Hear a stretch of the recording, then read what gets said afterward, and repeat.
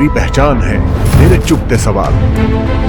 दिखाऊंगा आईना तो बुरा मत मानिएगा, होगा हर छोटी बड़ी खबर पर तबसरा, पूछूंगा सबसे सख्त सवाल। हक व सच है मेरी आवाज, इस आवाज को दबाना नहीं, बहा ले जाऊंगा हर रुकावट, क्योंकि मैं बहता सैलाब हूं। देखिए अब तक डॉक्टर दानिश के साथ।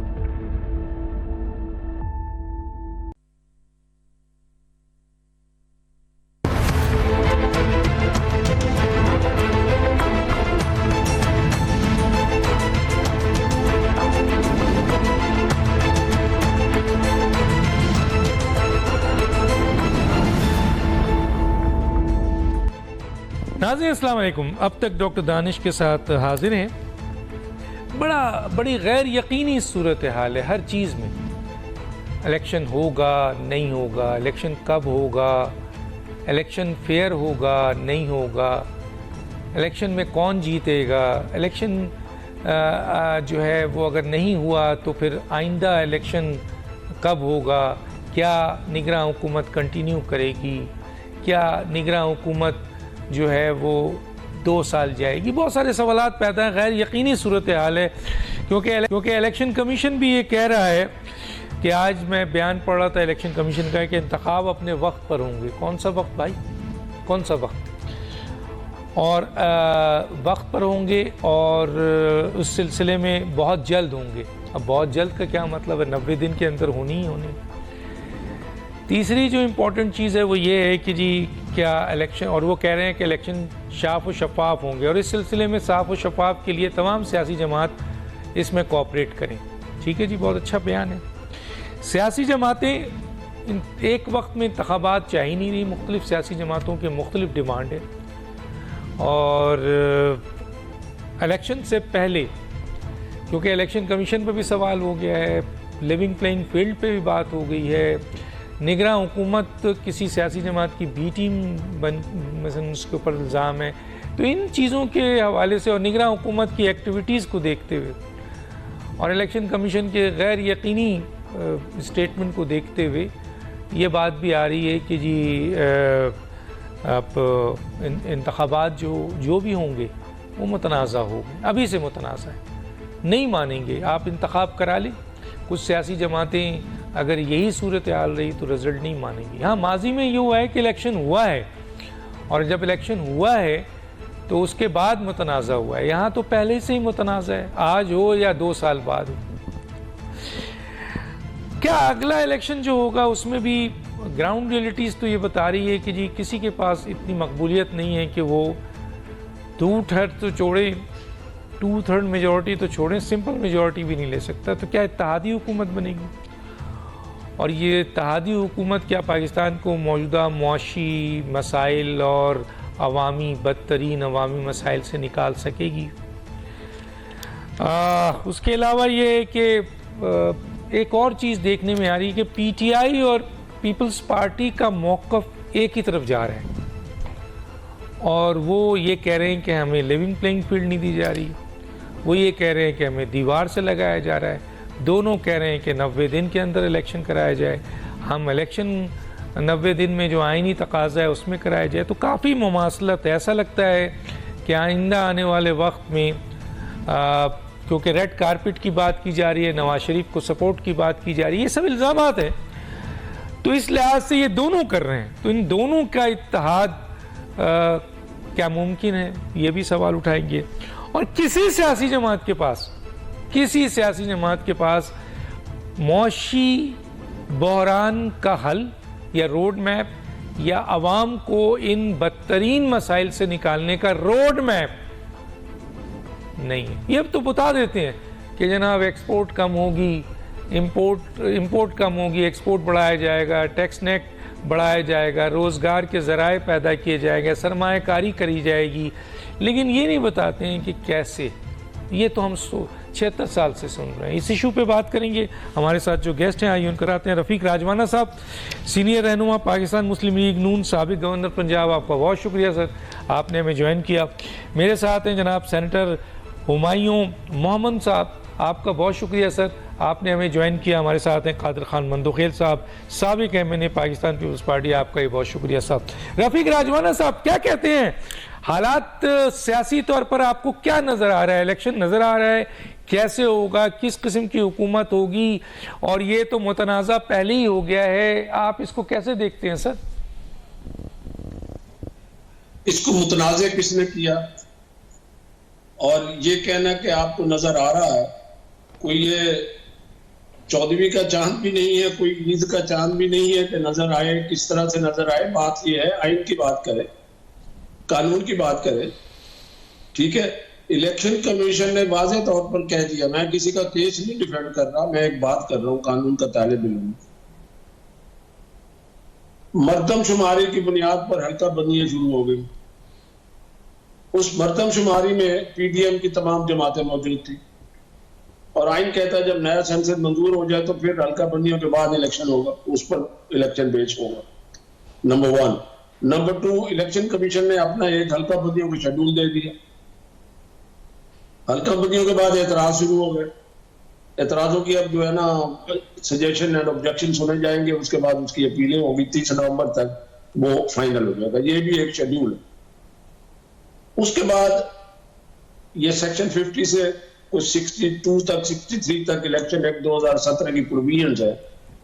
तो प्रोसेस ऑफ इलेक्शन के हेडिंग के नीचे दिया हुआ है कि पहले रिटर्निंग ऑफिसर अपॉइंट करेंगे, प्रिजाइडिंग ऑफिसर अपॉइंट करेंगे, असिस्टेंट प्रिजाइडिंग ऑफिसर अपॉइंट करेंगे, उनकी जिन जिन की ओथ लेनी होगी ओथ ले लेनी होगी। उसके बाद है आगे के notification of election. Notification of election जो है उसमें वो पूरा स्केड्यूल देंगे, नॉमिनेशन पेपर, उसके बाद एतराजात, स्क्रूटनी के बाद फिर जैसे भी प्रोसेस है, निशानात की अलॉटमेंट, टिकटें देंगे, सारा कुछ होगा, लिस्ट फाइनल होगी और इलेक्शन की डेट भी उसी नोटिफिकेशन में आ जाएगी।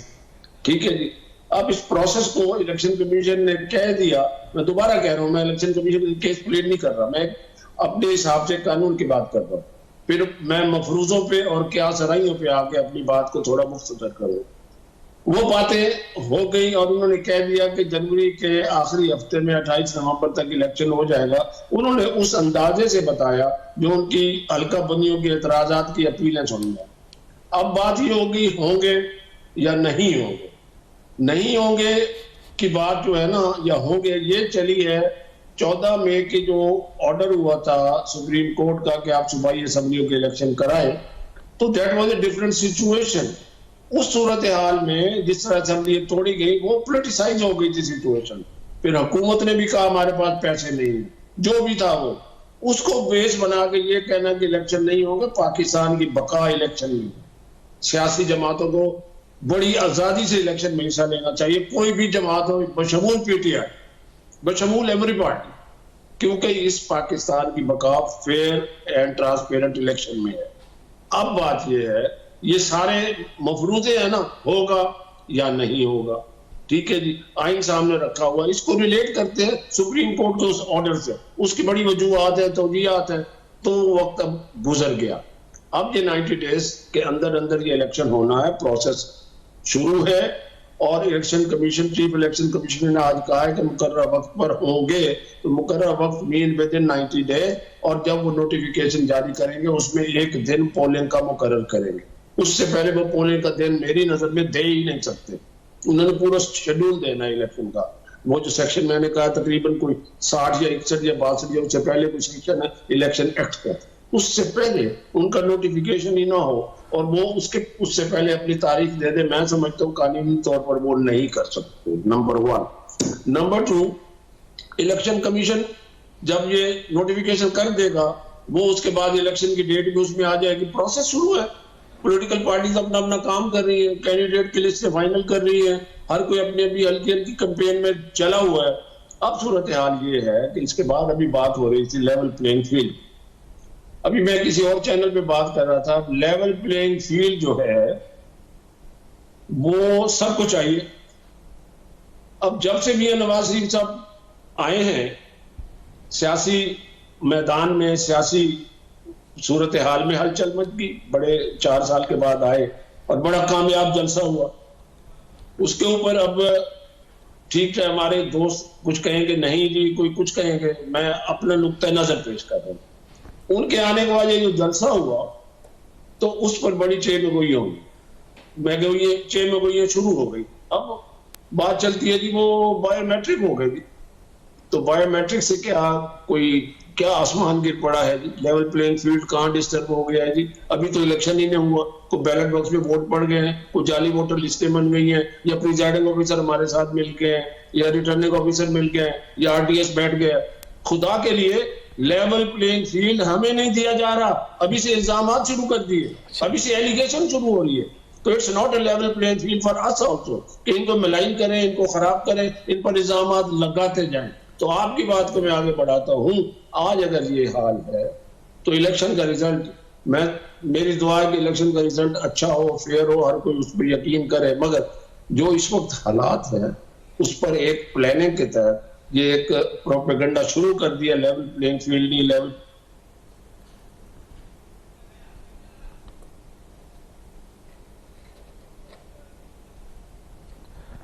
ये आवाज़ रफ़ीक राजवाना साहब की चली गई है, तो रिजवाना साहब की चली गई है। ये मैं कादिर खान मंतोखैल। अभी रफ़ीक राजवाना साहब मेरी आवाज़ सुन रहे हैं आप?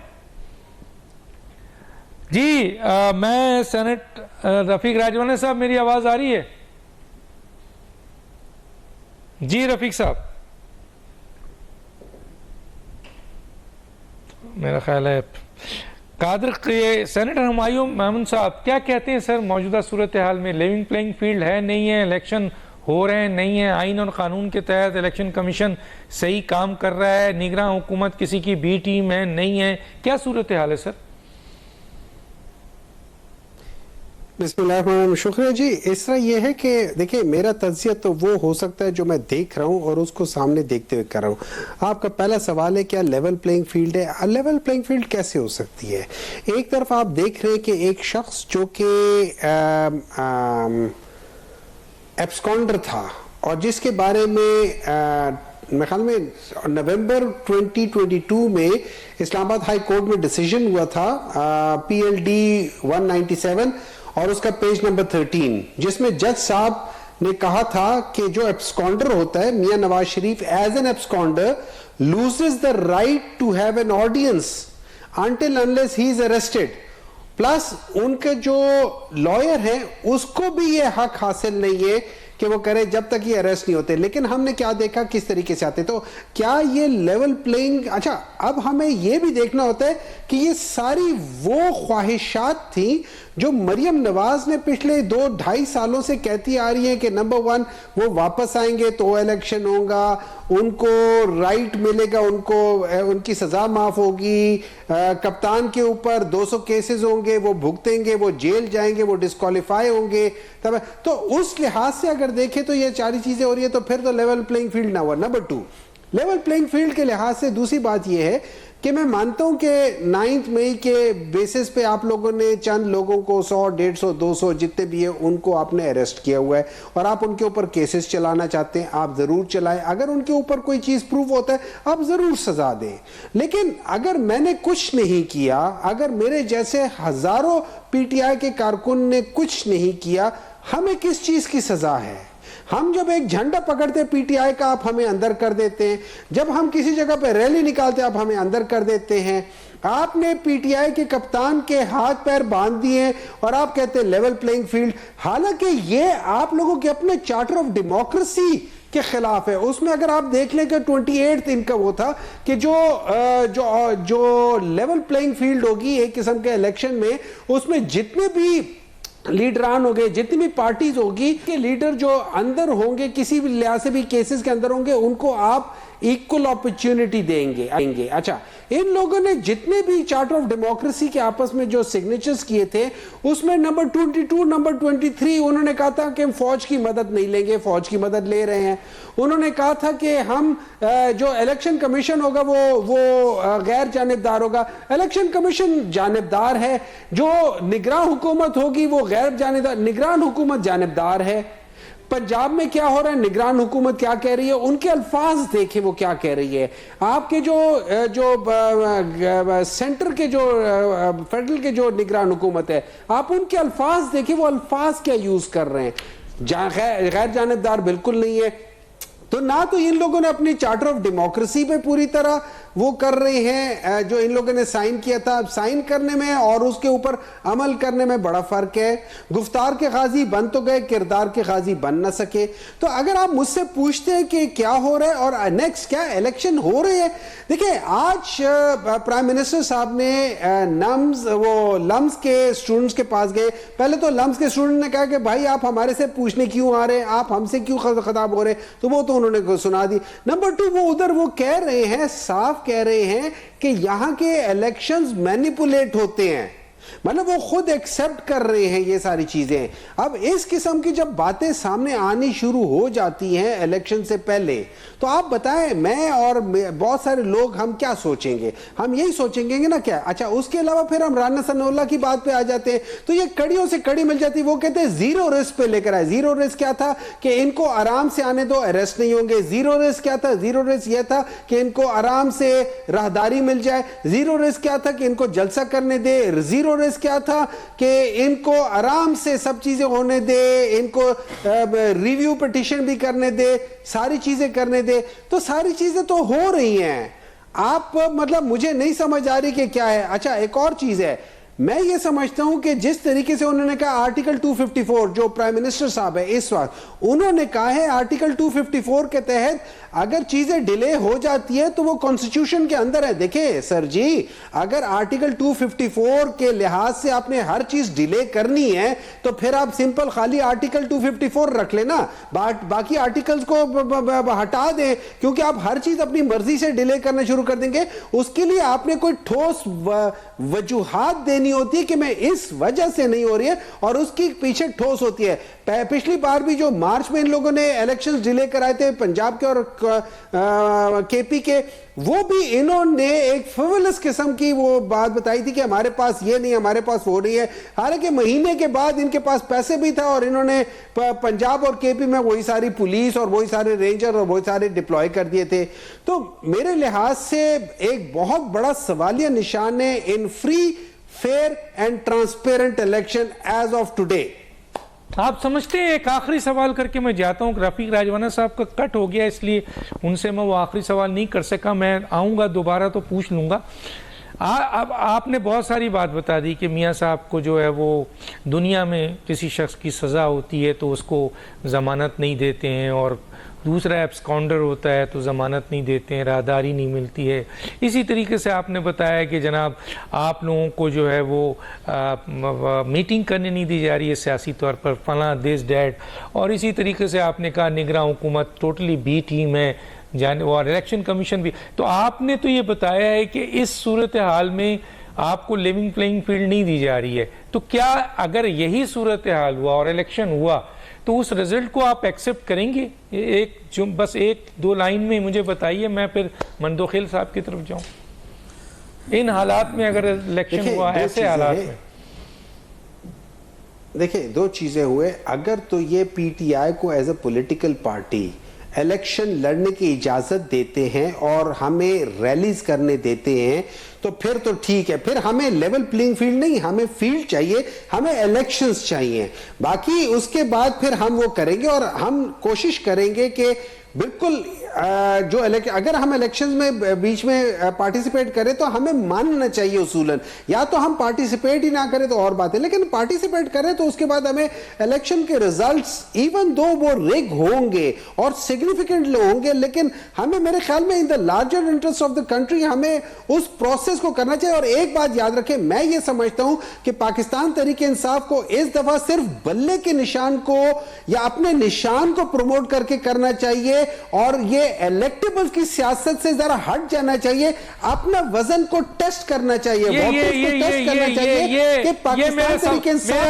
मेरा सवाल वो आप जरूर बोले। मेरा सवाल ये नहीं, मेरा सवाल ये है कि इस वक्त जो मौजूदा कंप्लेन है आपकी, संगीन इल्जामात है, अगर इलेक्शन हो जाते हैं और आप हार जाते हैं तो उस रिजल्ट को एक्सेप्ट करेंगे या नहीं करेंगे? मैं आगे जाऊं। अगर तहरीके इंसाफ, देखिए सवाल ये होता है तहरीके इंसाफ को इजाजत देंगे इलेक्शन वो सर मैं आप ही की की स्टेटमेंट को लेके चल रहा हूं कि नहीं दे रहे, नहीं हो रहा, जानिबदार तो हुकूमत फिर नहीं दे रहे, तो फिर नहीं दे रहे, तो फिर हम है ही नहीं इलेक्शंस तो में, फिर इसका तो इलेक्शंस में नहीं है। तो और अगर यार इलेक्शंस आप में नहीं accept है, करेंगे। अगर पीटीआई इलेक्शंस में नहीं है तो पूरी दुनिया नहीं मानेगी इसको। ठीक है, चलें जी। मंदोखेल साहब क्या कहते हैं सूरत हाल, इलेक्शन हो रहे हैं नहीं हो रहे हैं, रेविंग प्लेइंग फील्ड, आपके लीडर भी कहते हैं हमें दीवार से, नून लीग दीवार से लगा रही है। आज तक तो सुनते आते थे कि एस्टेब्लिशमेंट लगाती है, आप कह रहे हैं नून लीग लगाया जा रहा है।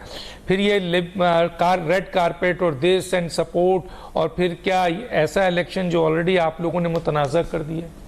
देखिए, मुतनाज़ा हमने नहीं किया है, मुतनाज़ा मुस्लिम लीग नून ने खुद कर दी है। अच्छा, उससे पहले सवाल जो आ गया था, जो रजवाना साहब ने कहा कि इलेक्शन के 9 दिन के बाद 30 नवंबर को अलकाबंदी को होगा। पहले तो ये कि 2018 की जो अलकाबंदी थी और 2021 की जो अलकाबंदी, उसने टोटल सारे एतराज़ात, अपीलें में खुद उसमें एक एप्लीकेंट था, वो डिसाइड कर दिया। अब ऐसी क्या चेंजेस आ गई है कि 2021 के बाद 2023 में भी चेंज कर रहे हो आप? आपका ज़्यादा से ज़्यादा ये है कि मरदमशुमारी वो भी आपका डिजिटल हुआ है। आपका मिसाल मेरे हल्के की ओर 9.5 लाख थी, अब 10.5 हो जाएंगे, ठीक है? तो उसमें हल्के का क्या ताल्लुक है? मतलब जिन हल्कों में हमने मेहनत की है, हमने भागदौड़ की, आपने उसको उठा के नए हल्का दे दिए, तो ये तो सीधी से ज़्यादा मुतनाज़ा है। अब राजवाना साहब वकील है, मैं उनकी ज़बान में बात करूंगा। तकाज़ा नहीं है अलकाबंदी? किस बात का ही नहीं है क्या? किस बात की? वो जो मीटिंग हुई वो गैर आनी थी, वो जो सीसीआई की वो गैर आनी इस वजह से थी। पहले तो मुराद आप शामिल क्यों हुए? अच्छा, शामिल हम यूं गए, हमें कॉल किए, हम ये कहा कि गैर कानूनी मीटिंग में आप शामिल हुए? नहीं, देखो इस तरह नहीं होते डॉक्टर साहब कि आप हमें कर के हम पहले से डिसाइड कर दिए गैर कानूनी है। वहां मुराद अली शाह साहब मीडिया पर ये बात बताई, उन्होंने ये कहा कि हमें बुलाया कि भाई इसको हम, ये जो डिजिटल है इसको हम मरदमशुमारी करो भाई। लेकिन आप मुझे बताओ कि रिजवाना साहब ने एक बात की, आधी बात छोड़ दी है। उसके बाद उसकी जो सीट है वो ऊपर नीचे होनी थी, वो तो असेंबली है ही नहीं, 2/3 तो दूर की बात है। तो आपने गोया क्या किया है, मेरे 9.5 लाख को आपने 10.5 कर दिए, कोई फर्क क्या पड़ा? आपने दोबारा जो हल्के बड़ी मुश्किल से हमने बनाए या आपने डिसाइड किया, तो उसने अपने डिसाइड किए हुए हल्के आपने बदल दिए, कोई नया पाकिस्तान नहीं बनाया, वही है। तो ये नून लीग ने किया है? इलेक्शन कमीशन की बात करो मैं, ठीक है। अच्छा, उसके बाद आप आइए, राजवाना साहब ने बोला कि ये सारे जो अपीलें हैं वो डिसाइड होंगी 30 नवंबर। ओ भैया, अपीलें होंगी इलेक्शन कमीशन की ट्रिब्यूनल के अंदर। अब मिसाल के तौर पे मुझे और राजवाना साहब या मोमन साहब तो सेनेटर है, कोई किसी कैंडिडेट जो मैंने एमपी का इलेक्शन लड़ रहा है उसको ये पसंद नहीं आया या ये एक्सेप्टेबल नहीं हो या इलेक्शन कमीशन ने नहीं किया, तो क्या मैं हाई कोर्ट और सुप्रीम कोर्ट नहीं जाऊंगा? तो जब मैं हाई कोर्ट और सुप्रीम कोर्ट जाऊंगा तो माशाल्लाह हमारी अदालतें तो ऐसे नहीं कि मिनट में आपको इंसाफ देती है, वो तो आपको 4 साल और रगड़ देंगे। आप मुझे बताओ फिर इलेक्शन कैसे होगा? जब तक अपीलें डिसाइड नहीं होंगे सुप्रीम तक, तो कैसे डिसाइड होगा? नंबर 1 बात सवाल। दूसरा, उन्होंने ये कहा कि जो बात आप इसकी बात कर रहे हो लेवल प्लेइंग फील्ड की, आप मुझे बता दो कि नवाज शरीफ साहब चल पड़ते हैं वहां से, आने से पहले वो ये कहता है कि मैं लिख के देता हूं अगला मैं चौथी मरतबा वज़ीर आज़म होऊंगा। आपको कौन सी फरिश्तों ने बता दी है? नंबर 1 बात। आप कह सकते हो कल आप इस सीट पे बैठे होंगे, मैं कह सकता हूं कल मैं इस सीट पे बैठा हूंगा, ये तो अल्लाह को पता है। आप इस तरह गारंटी दे के लिख के कैसे? नंबर 1 बात, चलो उसको भी छोड़िए, हो गया, किसी सियासी बयान दे दिए, कोई मसला नहीं है। उसके बाद आपसे पाकिस्तान का हाई कमिश्नर मिल रहे हैं, किस हैसियत से? मैं नहीं कहता हूं ये वकील है, सच्चा है झूठा केस इस वक्त पाकिस्तान की अदालतों में नवाज शरीफ तो मुजरिम है, मुलजिम तो नहीं है ना, ठीक है ना? तो मुजरिम से एक हाई कमिश्नर कैसे मिल सकता है?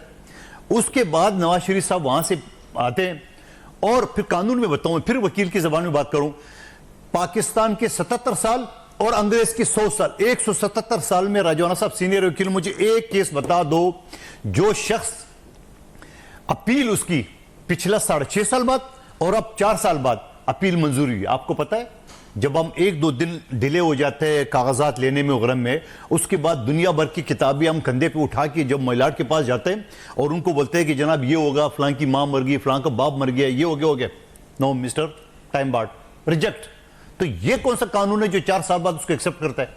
नंबर 1 बात। इससे पहले ये मिसाल 6.5 साल नवाज शरीफ साहब की मौजूद है, और फिर उसके बाद तो ये तो अदालत ना ना ना मैं लिविंग प्लेन की बात की, अदालत की, मैं अदालत की बात करूंगा ना, मैं अदालत की बात करूंगा। इस्लामाबाद हाई कोर्ट ने कहा था जब भी वो अपीयर होंगे ना ना तो वो अपील कर भाई ऐसा नहीं होता है, अदालतों के पास ऐसे लामहदूद इख्तियारात नहीं होता है, आईन होता है, कानून है। मतलब अदालत गलत है ना भाई। मैं तो कह रहा हूं ना, मैं अच्छा मेरी बात सुन, मैं सवाल मैं आखिर में आप वो बात कहना चाह रहा था, आप पहले ही गुला रहे थे। मैं कहता हूं कि ये सारे दरवाजे इनके लिए क्यों खुल गए, यही तो लिविंग प्लेइंग फील्ड है। अच्छा उसके बाद हाँ, मतलब सजा याफ्ता को जमानत नहीं मिल सकती पूरी दुनिया में।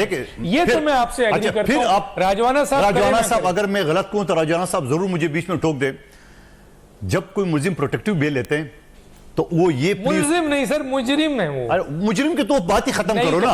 अच्छा मुजरिम की ये प्ली है, नहीं मिलता है मुजरिम को बेल 426 के तहत इस तरह मिल जाती है कि वो एक कोर्ट से सजा हो गया, वो जेल चला गया और फिर जेल से उसकी अपील दाखिल होती है जिसके अंदर 426 सीआरपीसी की एप्लीकेशन जमा होती है कि ये जब तक अपील चलेगी इन द मीन टाइम उसको जमानत दी जाए, यानी जेल के मुलजिम को, लंदन के मुलजिम को नहीं। अच्छा उसके बाद जब वो प्री अरेस्ट जो मुलजिम की बात आपने की है, अब मेरे और आपके खिलाफ खुदा ना खासा इस्लामाबाद में कोई वो हमें की कोई दोस्त बता दे कि इस्लामाबाद लाहौर में आपके खिलाफ एफआईआर है, तो हम कोर्ट में ये प्ली लेते हैं सिंध कोर्ट में, जब मैं और आप कराची में बैठे हुए कि जनाब मैं तो अदालत में पेश होना चाह रहा हूं इस्लामाबाद लाहौर में, लिहाजा मुझे इतना मौका दिया जाए ताकि मैं रास्ते में मुझे जहाज में, ट्रेन में, बस में मुझे ना गिरफ्तार कर ले।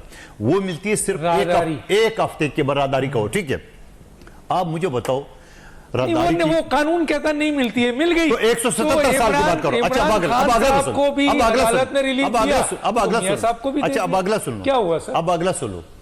नादरा को इस वक्त सर्विंग जर्नल जो है ना वो लीड कर रहा है, नादरा की टीम जाता है उसके घर पे अंगूठे लगाता है, उनको जरा वो जो बैठा हुआ है बकरी चोर, साइकिल चोर जो जेलों में, जरा हम ये भी तो सुने। और फिर सोने पे सुहागा एक डीआईजी जिसको पता नहीं किसने वर्दी पहना दी है, वो एक सलूट कर रहा है। मैं नहीं कहता नवाज शरीफ हमारे लिए मोहतरम है, मगर एक शख्स जो अदालतों से सजा आता है, आप किस मुंह से, किस कानून से, किस आइन से उसको सलूट मारे हो? इसको तो फौरी तौर पे वर्दी उतारना चाहिए। उसको भी छोड़िए, उसको भी छोड़िए। तरक्याती काम आई है, सिंध के तरक्याती काम, मेरे हल्के के, शहबाज शरीफ साहब के हल्के के जो मेरे फंड से हैं वो सब रुके हुए, जो कि 25-25 करोड़ रुपए दिए।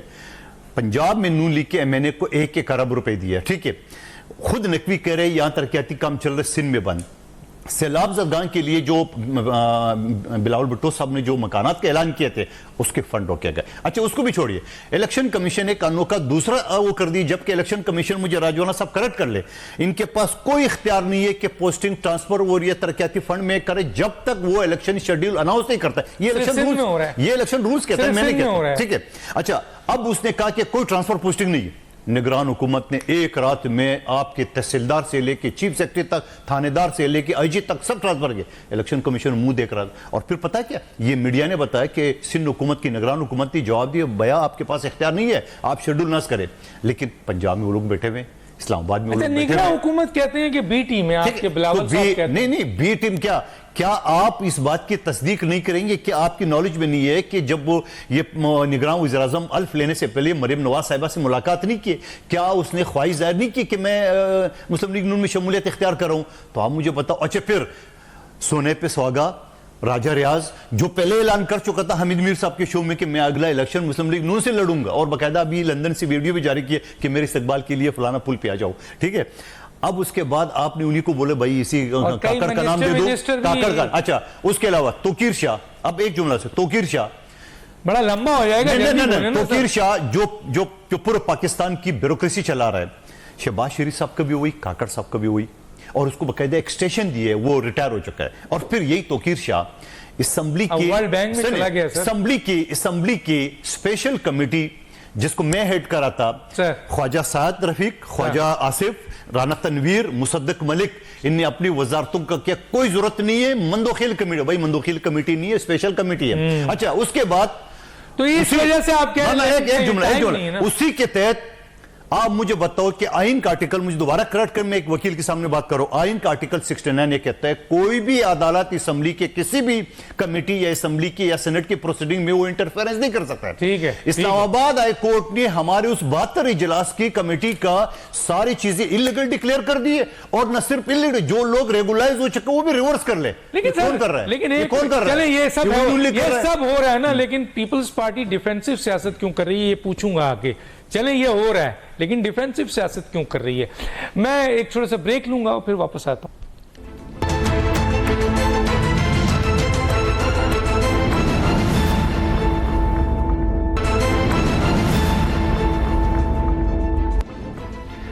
वेलकम बैक जी।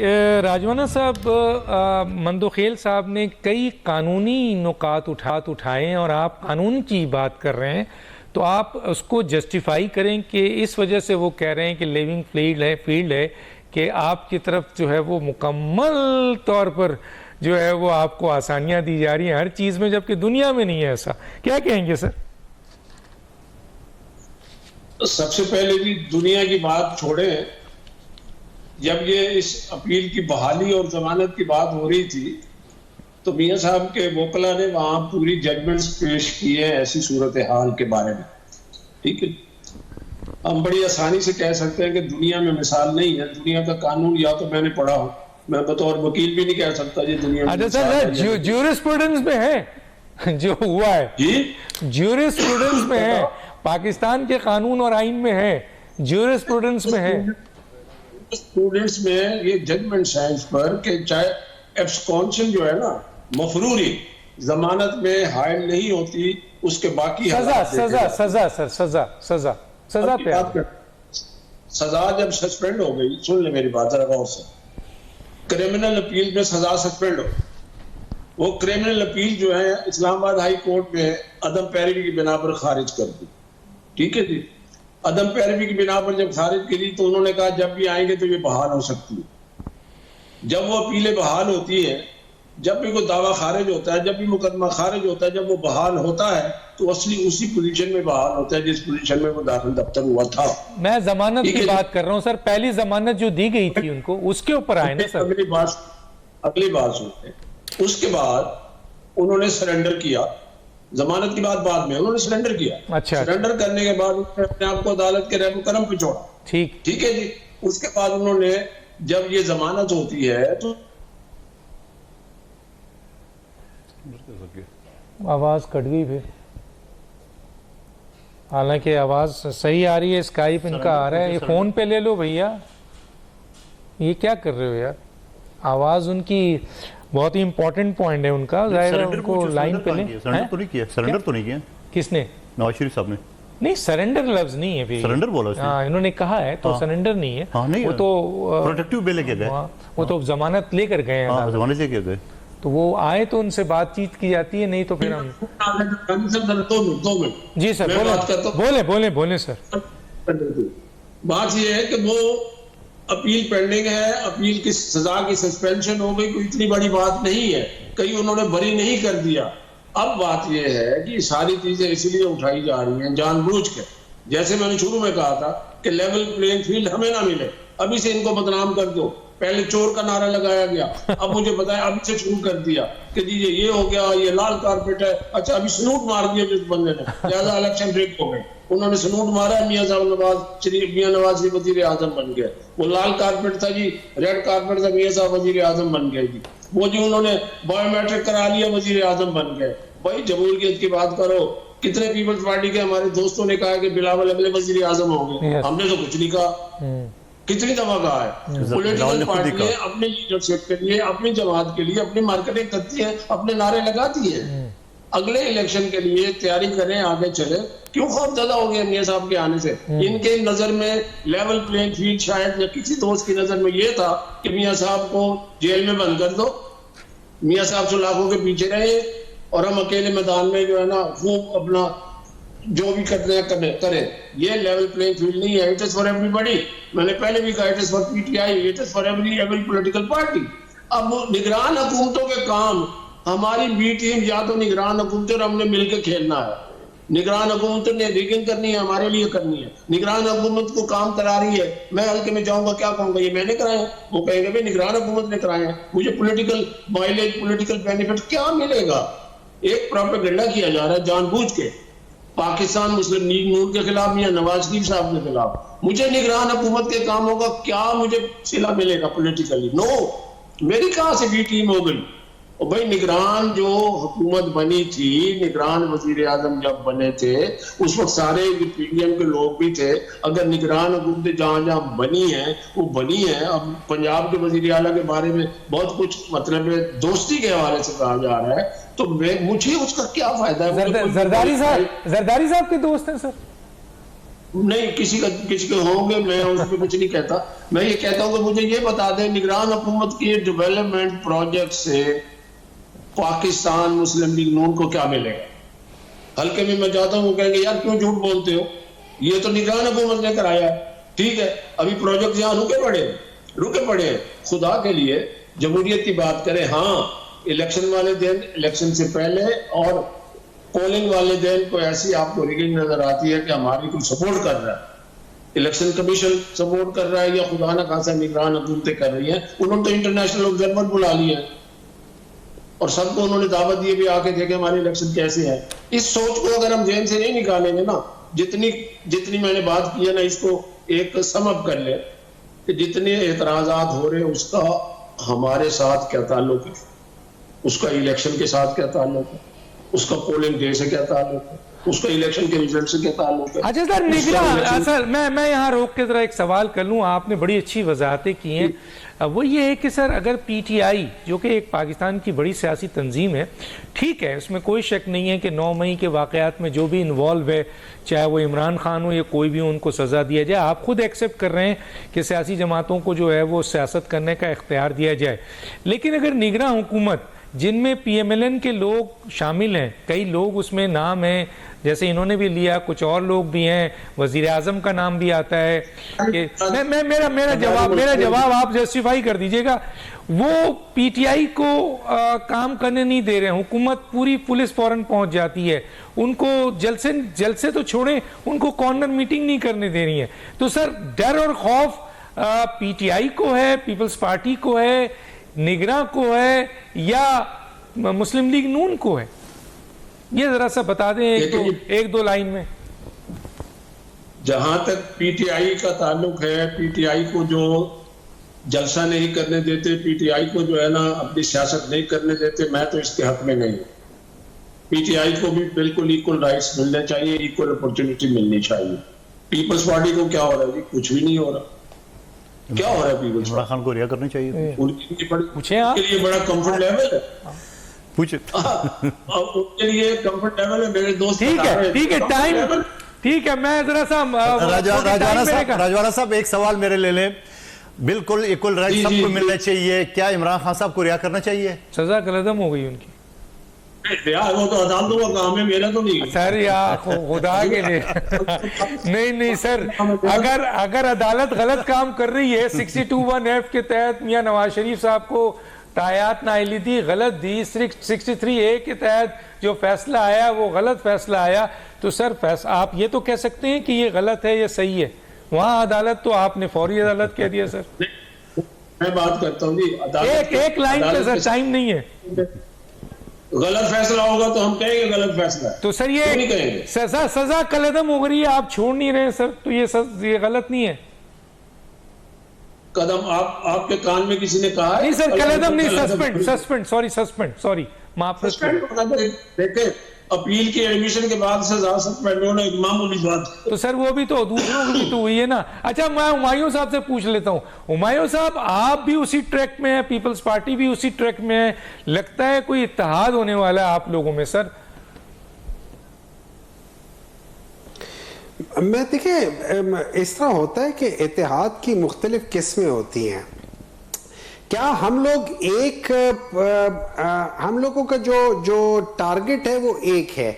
वो टारगेट क्या है कि नंबर 1 इलेक्शंस टाइम पर हो, नंबर 2 फ्री एंड फेयर हो, जिसमें किसी एक पॉलिटिकल पार्टी को अनड्यू फेवर ना दी जा रही हो।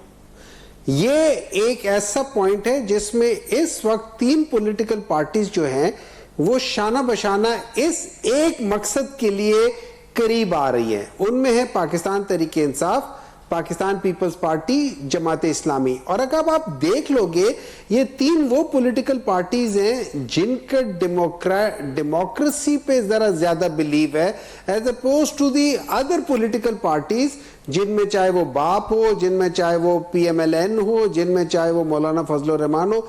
वो लोग ज्यादातर जो होते हैं वो ज्यादा टिल्ट होते हैं टुवर्ड्स दी क्या सकते हैं एस्टैब्लिशमेंट। उनकी हिस्ट्री जो है ना वो रिच है एस्टैब्लिशमेंट के साथ, चाहे वो 1981 हो, 85 हो, 90 हो, 97 हो, 2013 हो, या अभी 2023 हो, आप देखेंगे रिचेस्ट हिस्ट्री। देखिए 2018 में मुझे लोग जरूर टाइम वो कहते होते हैं 2018 का, मुझे सिर्फ समझ ये नहीं आती कि जब उसमें RTS सिस्टम बैठा था तो वो पाकिस्तान तहरीक इंसाफ के अगर हक में बैठा था, तो जो बड़े बड़े लोग हैं पाकिस्तान मुस्लिम लीग नून के जो RTS बैठने से पहले हार रहे थे, RTS बैठने के बाद वो जीत कैसे गए? मतलब अगर ये पाकिस्तान तहरीक इंसाफ के हक में बैठना था तो फिर हमें सिंपल मेजॉरिटी क्यों नहीं मिली? एक्चुअली ये याद रखें कि 2014, 15, 16 में इन प्रिंसिपल डिसाइड हो गया था। जब इमरान खान जाके राहिल शरीफ से मिले थे और जो उनका एक टेम्परामेंट है, जो उनका स्टाइल है कि वो बजाय इसके कि वो बड़े मुद्दबाना तरीके से, तो उन्होंने जाके सीट पे बैठ के कहा यार राहिल तुमने ये क्यों नहीं किया? तो उस वक्त इन प्रिंसिपल डिसाइड हो गया था कि पाकिस्तान तहरीक इंसाफ को सिंपल मेजॉरिटी नहीं देंगे।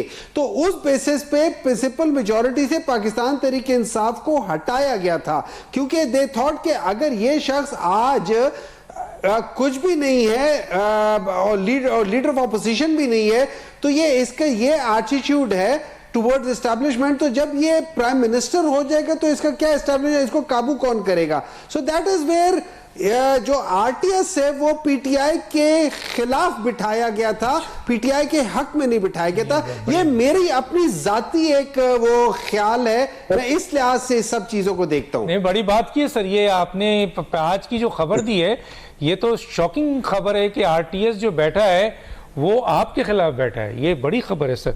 जी मंदुखेल साहब क्या कहते हैं सर?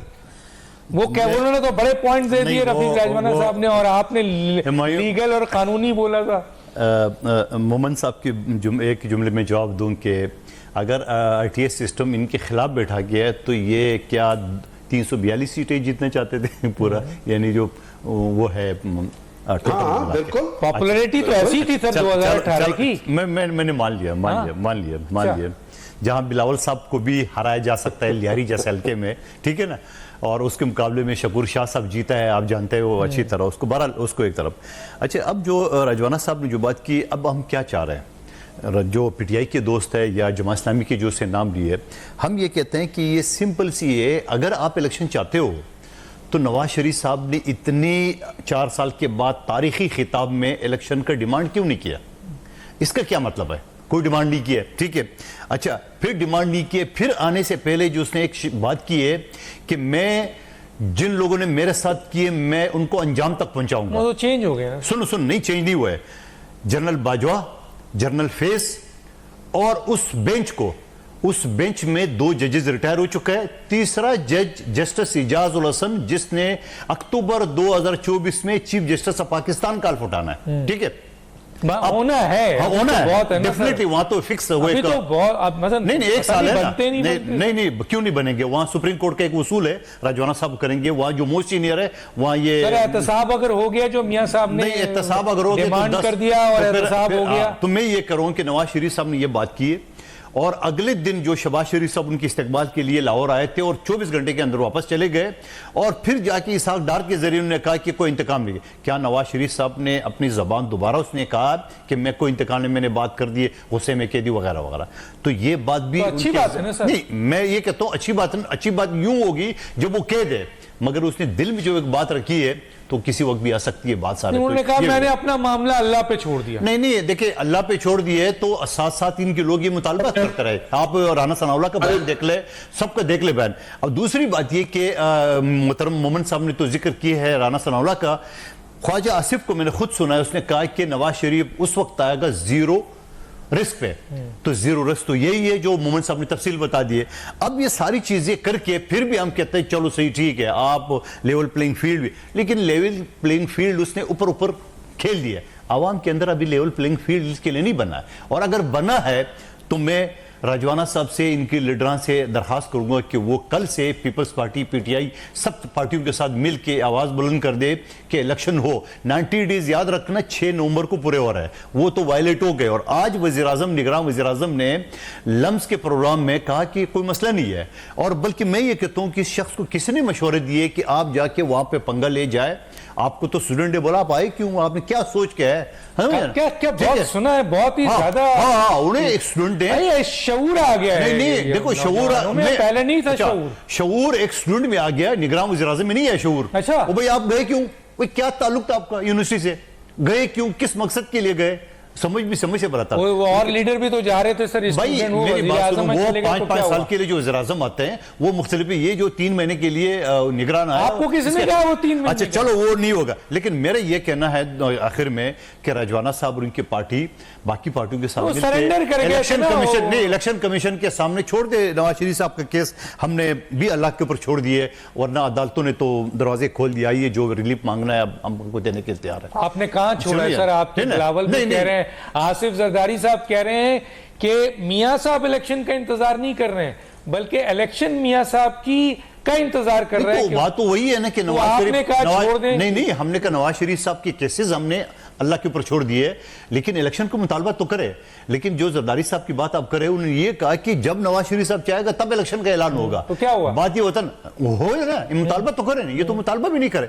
अब सवाल ये कि ये सारी चीजें तो है, अब फेयर एंड फ्री इलेक्शन कैसे होगा, ये सारी चीजें जो अभी से हमें नजर आ रहा है, और आपने सही दुरुस्त फरमाया, ये पाकिस्तान का पहला इलेक्शन होगा जो इलेक्शन होने से पहले ही जो है मुतनाज़ा हो गए। अब जब मुतनाज़ा हो गए तो उसको खत्म करने के लिए मैं समझ रहा हूं कि जो इक़दामात उन्होंने मानेंगे सर? नहीं, ऐसी सूरत में तो कभी भी नहीं मानेंगे, पीपल्स पार्टी कभी भी नहीं मानेंगे। कैसे मानेंगे? मतलब ये है कि ये इलेक्शन आने वाले वक्त में मजीद सियासी अदम देखो, मैं तो आपको अभी से कह रहा हूं, अभी से जो सियासी लोग हैं वो इतराज उठा रहे हैं कि ये इलेक्शन मुतनाज़ा होगा, और बल्कि आपकी जर्नलिस्ट हजरात कहते हैं कि तारीख का पहला इलेक्शन होगा पहले से। तो मुझे बताओ, इस चीज को खत्म करने के लिए, वाश करने के लिए, तो ये क्यों इलेक्शन कमीशन डिफेंसिव सियासत क्यों कर रहे हैं? आप डरते हैं किसी से, खौफ है, या आप वो जगह लेना चाहते हैं जो इल्जाम आपने लगाया है मियां साहब पे? जो मियां साहब पे आपने इल्जाम लगाया, वो जगह चाहिए आपको। डॉक्टर साहब, मैं तो राजवाना साहब के जरिए एक पैगाम मुस्लिम लीग नून को देना चाह रहा हूं। जरूर दीजिए। मैं 2021 में पीडीएम को शिकस्त देके सीट पे बैठा, इसी सीट पे शहबाज शरीफ 2018 में इलेक्शन लड़ा, वज़ीर-ए-आज़म अल्लाह ने बनाया, और इसी सीट पे 2021 में मिफ्ता इस्माइल साहब हार गए, अल्लाह ने उसको वज़ीर खजाना बनाया, 1 रुपए का काम नहीं किया। और मैंने बार बार 10 मरतबा रिक्वेस्ट पर्सनली उनको असेंबली के अंदर किए कि वज़ीर-ए-आज़म साहब मुझे 2 मिनट दे दे, मेरा आपका हल्का बूंद बूंद पानी को तरस रहा है, 1 मिनट नहीं दिए। सब एमएनए से मिले, मुझे नहीं मिले। देखो, नहीं इंडिविजुअल केस क्यों है, मेरा जुमला कंप्लीट नहीं होने दिया आपने। मेरे नवाज शरीफ साहब से दरखास्त है, अगर पीपल्स पार्टी ने मुझे दोबारा इस सीट से टिकट दी है तो मैं नवाज शरीफ से दरखास्त करूंगा, शहबाज शरीफ साहब को आप कराची से खड़ा कर दें। वो तो फिर सर वो तो बात की बात है ना सर। मसला कहने याद रखें, अगर आप कह रहे हैं कि आपको लिविंग प्लेइंग फील्ड नहीं मिल रही है तो फिर शहबाज शरीफ जीते। आप ही कह रहे हैं ना डॉक्टर साहब, अपना जुमला मेरे मुंह अपना जुमला मेरे मुंह में न डाल ले। लेवल प्लेइंग फील्ड हम नहीं मांग रहे, हम चाह रहे पाक शफाफ इलेक्शन के लिए अब माहौल तो बना रहे। सर आप ये कह रहे हैं कि लिविंग प्लेइंग, देखो आपके बिलावल कह रहे हैं कि हमें दीवार से लगाया जा रहा है, और अगर ऐसा है तो शहबाज शरीफ तो क्या पीएमएलएन का कोई छोटा सा आदमी आपके साथ आएगा तो वो जीत जाएगा? दीवार से ये गलत है? मैं चैलेंज करता हूं मुस्लिम लीग नून को आ जाए, ये मुस्लिम लीग नून का सफाई में अपने हल्के से बलिया से करा चुका हूं, ये मैं चैलेंज के साथ। क्या ये मुमकिन नहीं है मैं बताऊं पूरे कराची में आपके खिलाफ बड़ा इत्तेहाद बन गया? देखिए इत्तेहाद तो पहले भी हुआ, पहले भी, और अगर आपको लिविंग प्लेइंग फील्ड नहीं दी आप ज्यादा दूर नहीं, सिंध से फारिग नहीं हो सर 2018 में भी ये सारी पार्टी इकट्ठे थे, और 2021 में पूरे पीडीएम के मुकाबले में मैंने इलेक्शन जीता जालूम की मदद से, तो ये तो ज्यादा दूर नहीं। और फिर पूरे कराची में जहां पीपल्स पार्टी के 98 चेयरमैन थे, मुस्लिम लीग नून के डॉक्टर साहब मुझे जो 98 सीटें जो चेयरमैन के पीपल्स पार्टी ने जीते हैं, मुस्लिम लीग नून ने 3 जीते हैं, वो भी तीनों पीपल्स पार्टी के इतिहास से जीते। अच्छा, तो तो अब मुझे बताओ कहां से एमपीए, मैंने तो कोई नहीं। यार आप कह रहे हैं आसिफ अली जरदारी कह रहे हैं कि जी बिलावल वजीर आजम आएगा, पंजाब में आप कहां खड़े हैं सर? देखिए पंजाब में यही तो हम कह रहे हैं कि हमारे खिलाफ साजिश ये की है, मुस्लिम लीग नून ने मिलके उन्होंने ये किया है कि जो जरदारी साहब पंजाब में बैठ गए और धड़ाधड़ पीटीआई के लोगों ने शमूलियत शुरू की है और बाप पार्टी ने बलूचिस्तान में की है। जिन लोगों ने बाय पार्टी ने बलूचिस्तान में शमूलियत की है वो चंद दिनों के बाद वो नून में चले गए, क्यों? ये एक सवाल निशान है। सवाल निशान है ना। मुझे बताएं ना। अच्छा अब दूसरी पंजाब में जहां पीटीआई के लोग पीपल्स पार्टी में शमूलियत के लिए आ रहे थे, धड़ाधड़ आपने देखा और अचानक जाके वो आईपीपी उतार दिए, इस्तेकाम पाकिस्तान। ये टोटली पीपल्स पार्टी के खिलाफ ये सारी चीज क्या ये मियां नवाज शरीफ साहब ने किया? तो और किसने किया? ये नवाज शरीफ साहब नहीं, तो इन पार्टी की बात करो, ये इनका पूरा भाई तो इनकी पार्टी है ना। एक शख्स लंदन में बैठ के मैं लिख के देता हूं मैं चौथी मरतबा वज़ीर आज़म होगा। और फिर जो रजवाना साहब ने बात की, बिलावल साहब, हम लोगों ने कहा कि हम बिलावल को वज़ीर आज़म देखना चाह रहे। बिलावल साहब ने कभी अपने मुंह से नहीं कहा है जैसे नवाज शरीफ साहब ने कहा है, कभी भी नहीं कहा है। हम कहते हैं हमारी ख्वाहिश है पीटीआई से कोई इत्तेहाद इंतखाबी बनने जा रहा है। पीपल्स पार्टी ने बार बार लड़ाई के बावजूद एमक्यूएम से एहतियात की है, नून लीग से एहतियात की है। कितना हमारा झगड़ा हुआ है, हमने 16 में वज़ीर आज़म किसने बनाया? शहबाज शरीफ साहब। आप दिल पे हाथ रख के बता दें, क्या शहबाज शरीफ जिंदगी में कभी वज़ीर आज़म बन सकता था अगर पीपल्स पार्टी नहीं होती? आप बताओ ना। जैसे ये आसिफ अली जरदारी साहब, ये बिलावल साहब, जिसने इनको वज़ीर आज़म कुर्सी। अच्छा ये बताएं सर, जो सवाल आप उनसे पूछ रहे थे मैं पूछ लेता हूँ, टाइम नहीं है। इमरान के मुतालिक कहा था इमरान खान को, क्या उनको आप चाहते हैं कि वो रिलीज किया जाए? देखिए आखिरी आपने सवाल उनसे पूछा था, जवाब आप भी एक पार्टी जल्दी दे। सर मैं क्यों नहीं चाहूंगा, पीपल्स पार्टी के 5 साल दौर में एक भी सियासी कैदी नहीं था। इत्तेहाद होने जा रहा है, इत्तेहाद होने जा रहा है। रफीक साहब होशियार रहिएगा, बड़ा जबरदस्त इत्तेहाद होने जा रहा है। जन्नत से हो रही है। तीनों में बहुत शुक्रिया। डॉक्टर दानिश को इजाजत दीजिए, अल्लाह हाफिज।